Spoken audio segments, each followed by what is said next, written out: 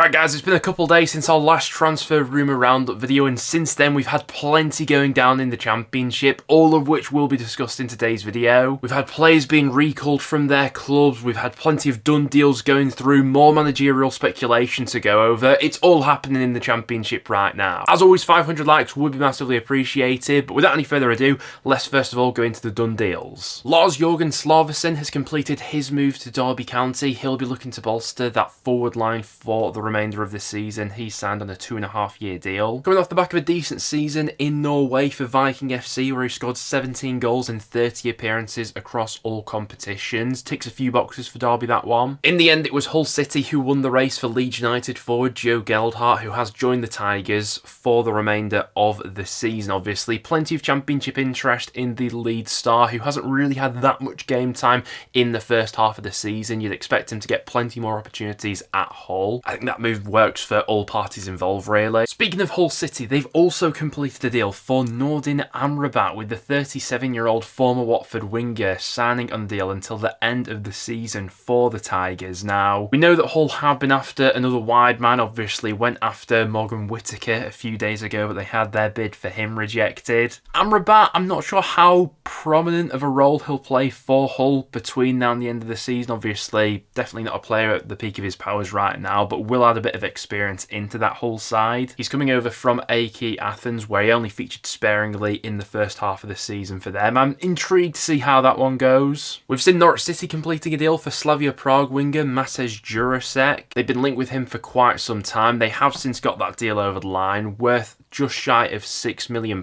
so Norwich have spent a fair whack on this deal. Now, it does have to be said, I believe the player will have to wait until at least February before he can actually make his official Norwich debut, as I don't think that Norwich are able to actually register him until that point because of Brexit rules. It all seems a little bit complicated, but Norwich have completed that signing, albeit the fans may have to wait a little bit until they see him in action. Brant Hanley has left Norwich City to sign for League One high flyers Birmingham City on a deal until the end of the season. Felt like it was the right time for Hanley to be leaving Norwich, obviously not really featured for them this season. The drop down to League One at this stage probably makes sense for him as well. Blackburn Rovers winger Dylan Markande has been loaned out to Leyton Orient for the remainder of the season. He'd been out on loan at Chesterfield for the first half of the season in League Two, where he'd done really well. Blackburn have now looked to up the level for him and send him out to League One for the remainder of the year. Preston have finally addressed our issue at left back. We've loaned in Jayden Magoma from Brentford for the remainder of the season. Still quite a raw prospect, but someone with an abundance of potential, and definitely a position that North End have needed to strengthen, that left-hand side of our defence. He's clearly rated at Brentford. He's made a few first-team appearances so far this season, and it was only back in the summer that they signed him from Southampton for a fee of around £5 million, so very much looking forward to seeing him in action. Millwall have signed Aaron Connolly on a permanent basis from Sunderland. The forward obviously joined the Black Cats over the summer on a short-term deal. Didn't really get that much of a look in with the Championship high flyers this season. He'll be looking to get his career back on track at Millwall now. And from a Millwall perspective, it's one in, one out, as Tom Bradshaw has signed for Oxford United for an undisclosed fee. Obviously, Bradshaw re-linking up with Gary Rowett there. Bradshaw's someone that Rowett in years gone by has got the best out of. So far this season at Millwall, he's only really been a bit part player, only starting in 4 Championship matches, but could offer something for Oxford for sure. Brentford defender Tristan Kramer has signed for Millwall on a permanent basis. The 23-year-old French centre-half spent about 4.5 years on the books at Brentford, but never made a senior appearance for the club. He did have a few loan spells out to the EFL during that time. First half of this season, for example, he spent it out on loan at Exeter City, where he did really well, so interested to see how he gets on at Millwall there. Watford have signed James Abankwah on loan from Udinese for the remainder of the season. Obviously, once again, Watford using that Udinese connection. He's a defender who's only really featured sparingly for Udinese so far this season, but excited to see how he gets on at Watford now. We've also seen Cardiff signing Yusuf Selec on a permanent basis. The Danish forward is coming over from the Swedish top division, where he scored 11 goals in 27 appearances last season. He stands stands at 6'5", so you'd imagine would be a bit of a handful for Championship defences. And from a West Brom perspective, it's been a long drawn out process looking for Carlos Corberán's successor. Well, as of right now, it does appear as if Tony Mowbray will be that person and he'll be stepping back into the West Brom dugout. Now, as of recording, this one hasn't been confirmed, but Mowbray and West Brom have been in advanced talks. And listen, it would be absolutely fantastic to see Tony Mowbray back in the game, obviously. Incredibly experienced at this level. Already a popular sort of figure within the Baggies fan base as well, having previously taken charge of 140 West Brom matches between October 2006 and June 2009. I think they'd have a really good case for making it into the top 6 with Mowbray for sure. But now without any further ado, let's go ahead and jump into the transfer speculation. And so we'll kick things off with the Tom Cannon situation, because there's so much to unpack and so much that has happened with Cannon over these last few days. Now, last time we were speaking about the Leicester City forward, it was about the likelihood of him being recalled by Leicester from his loan spell out with Stoke City. Well, that did happen a couple of days ago. There was a deadline on when Leicester were actually eligible to pull Cannon out of Stoke. They have gone ahead and triggered that option. Now looks more than likely that the forward will be on his way to sign for Sheffield United, obviously. There's been a bunch of interest in Cannon this window from plenty of Championship clubs. The two that have been most interested have been Sheffield United and Sunderland. Both have gone in with big offers, but it does seem as if Sheffield United's is the preferred offer from a Leicester point of view. It's thought that the deal that Sheffield United have put together is worth around £13 million, including bonuses, that would see Cannon signing for the Blades on a permanent basis. Now, Sunderland were prepared to pay around about that 13 million figure as well. However, the deal that they proposed to Leicester was a loan with obligation to buy at the end of the season, so there'd be a bit of a lag in Leicester actually receiving that money, which is why the Sheffield United deal is the preferred option from their point of view. Now, as of recording, there's still time for a late twist, maybe Sunderland to go in with a permanent offer right now, but like I say, as of recording, it does look as if his next destination will be to sign for Sheffield United. From a Leicester City point of view, they've pretty much played a blinder with this transfer, to be honest with you. I believe when they signed Cannon from Everton last summer, it was for a fee of around about 6 million, might have been a little bit more than that, but they flipped a player for a quick profit who clearly they themselves didn't really rate that highly. He hardly got a sniff for them in the Championship last season, and they didn't deem him to be up to adequate quality for the Premier League this time around either. But for Sheffield United, I think this is a massive boost to their promotion hopes for this season. I really rate Tom Cannon, obviously someone I saw a lot of during his loan spell previously with Preston North End. There is still a question there whether or not he's capable of making that step up to the Premier League, and that's obviously where Sheffield United want to be next season. But he's still at a good age where he's developing. I think he could become that player in the future. But there's no getting away from it. £13 million is a hefty chunk of change to be throwing around in the Championship.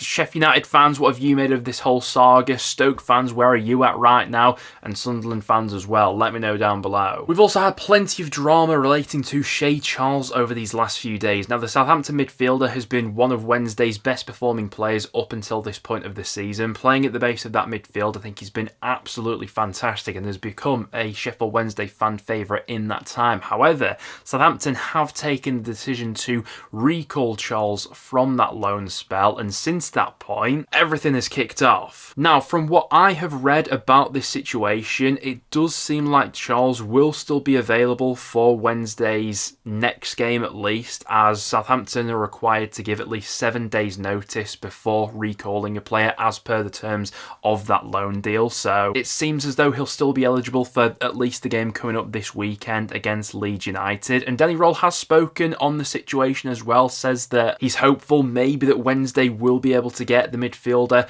back on loan for the second half of the season as well, but he's admitted that that will be very tough. And it seems as if Wednesday were going to get Charles back on loan for the second half of the season, they'd have to pay an additional loan fee to Southampton for the sort of luxury of that, really. But the drama of this deal comes by the fact that a lot of Championship clubs are interested in Shay Charles right now because he's been such a good performer for Wednesday in the first half of the season. Among the clubs who like the look of him are Sheffield United. Could you imagine how controversial that move would be if you'd spend the first half of the season out on loan at Sheffield Wednesday and then you join United for the second half of the season? It would be absolute chaos. Listen, there's going to be more that's going to come out of this story over these next few days as we get to know a bit more of the conditions within that loan deal and things like that. We'll probably get a bit more clarity on this overall situation in the coming days. But yeah, Wednesday have really been rocked by that, no doubt. Elsewhere in the Championship, it looks like Hellick is on his way back to the second tier as Oxford United have a deal in place with Huddersfield Town. Now this one could be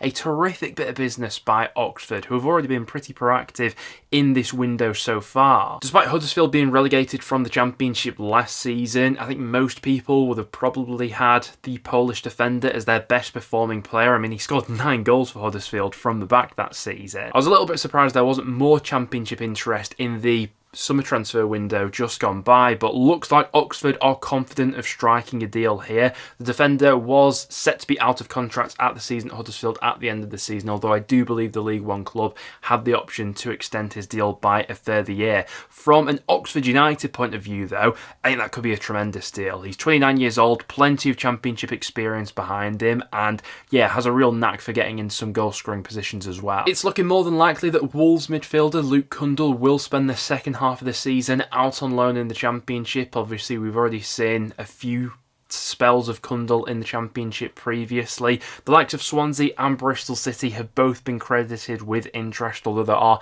a few other sides who are expected to be sniffing around a potential loan deal as well. Romain Esse is having his medical at Crystal Palace today. By the time you guys are watching this video, the deal may have already been confirmed. It looks like that one will go through, with Millwall receiving a fee of around about 14.5 million for their prized asset. Now, there was a little bit of late interest from Bournemouth, but it doesn't appear as if that has amounted to anything, and he is now Crystal Palace bound. Millwall losing a top prospect, but yeah, they're getting a decent chunk of change in return. Hull City boss Ruben Sellers hasn't ruled out the fact that the club could sell Ryan Giles in this January transfer window among the increasing interest from Middlesbrough right now. Spoke about this one a little bit on last time's video. Listen, it's no secret that Giles hasn't really lived up to expectations since signing for Hull City. Probably played the best football of his career previously at Middlesbrough, who are looking into a potential deal for this January window. Still want to keep your eye on over these coming days. Speaking of Middlesbrough, Emmanuel Latte-Lath's move to Atlanta United is edging ever closer. Reportedly, the MLS outfit have reached a verbal agreement with Middlesbrough for this transfer. There's still a little bit of work to do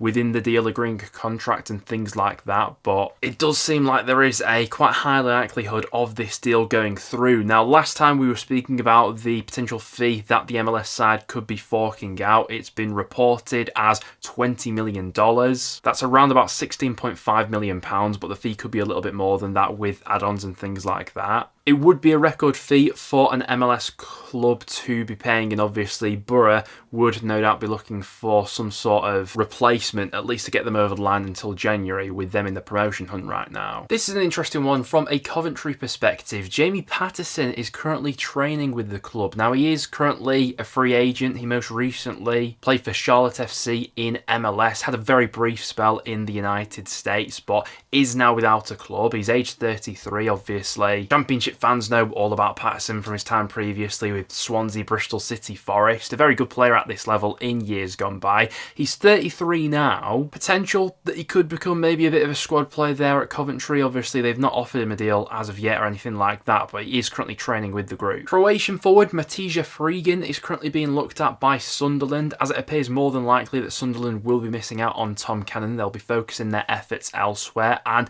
I mean, this does scream of a Sunderland sort of signing, to be honest with you. They're looking across to the European market. He's at a good age. He's only 21 years old. He's currently playing in the Belgium top division, and according to reports, Sunderland would be keen on a loan to buy option. It has been floated that that buy option could be worth over £12 million, so certainly not a small transfer fee we're talking about here. Obviously, Sunderland were willing to throw quite a bit of money at Tom Cannon, but seems more than likely that he'll be going elsewhere. He's definitely one to keep your eye on over these coming days as Sunderland go in search of of another forward. There are a number of Championship clubs queuing up to sign Liverpool forward Jadon Danns on loan for the second half of the season. You've got the likes of Blackburn, Hull, Preston, Stoke and Oxford who are all supposedly interested, and if Liverpool are going to sanction a loan deal, I wouldn't be surprised if that list grows even more. Now, thinking back to the summer transfer window, it was Plymouth Argyle who were really pushing to get a loan deal done for the Liverpool forward. Ultimately, their chances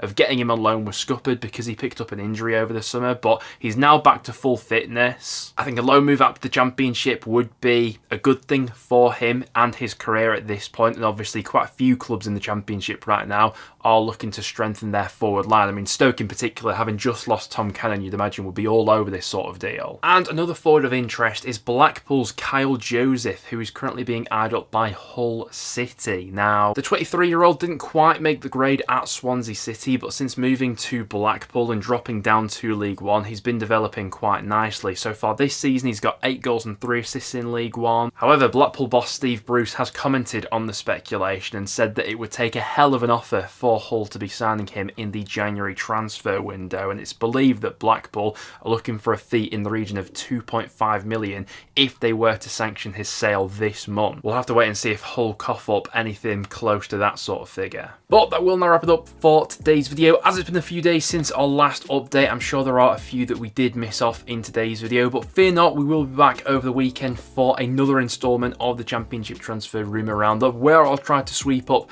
any rumours that we did miss in today's video. So if you've seen anything else going on around the Championship, get it in the comments below and I'll try to give it a mention next time. But other than that, thank you very much for tuning in, guys, and I'll catch you all in the next one.